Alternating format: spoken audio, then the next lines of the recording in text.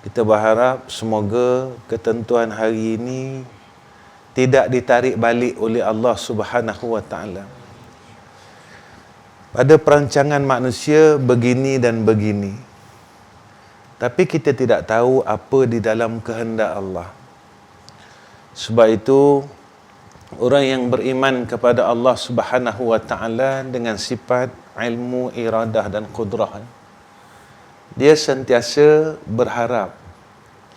Kalau kita lihat pada perancangan manusia telah disiapkan, kita rasa gembira dengan perancangan manusia. Tetapi kita tidak tahu apa perancangan Allah.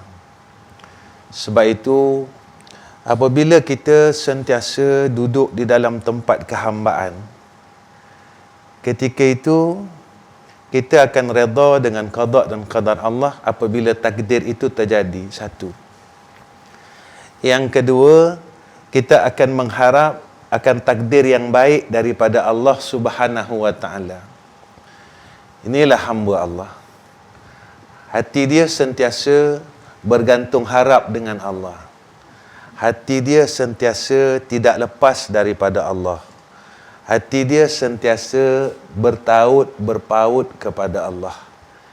Apabila kita duduk dalam keadaan sifat yang sedemikian, hidup kita jadi tenang.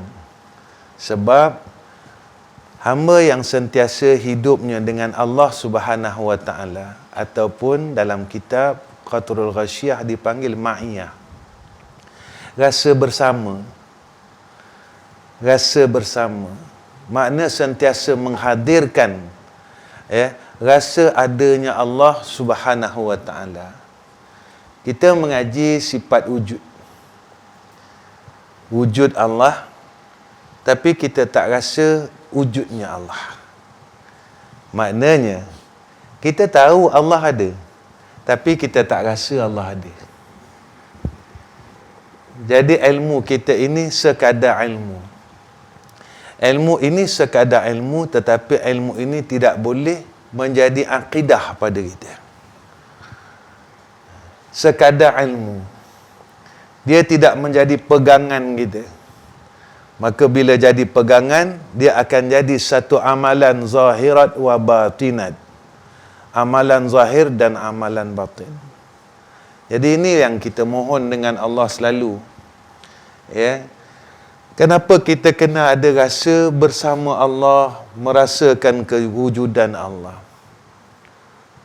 Saat yang paling penting iaitu saat ketika mati kita. Indas sakaratul maut, kita masih merasakan bersama Allah. Ketika indas sakaratul maut, kita masih merasakan kita sentiasa bersama Allah. Bila perasaan itu, i'tikad itu sentiasa ada pada kita, pegangan itu sentiasa ada pada kita. Jadi insya-Allah, tatkala kita menamai Allah dan datang malaikatul maut, kita dapat menyebut akan asma Allah Subhanahu wa taala. Sekurang-kurangnya kita diizinkan oleh Allah untuk menyebut namanya Allahu. Sekurang-kurang. Sebab dalam hidup kita sentiasa ada perasaan itu. Ini yang disebut oleh Sayyidina Rasul apabila ditanya oleh Jibril, ma huwal ihsan.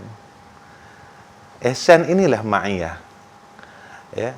Perasaan yang dikurniakan oleh Allah. Ini anugerah nama dia. Baik tuan-tuan.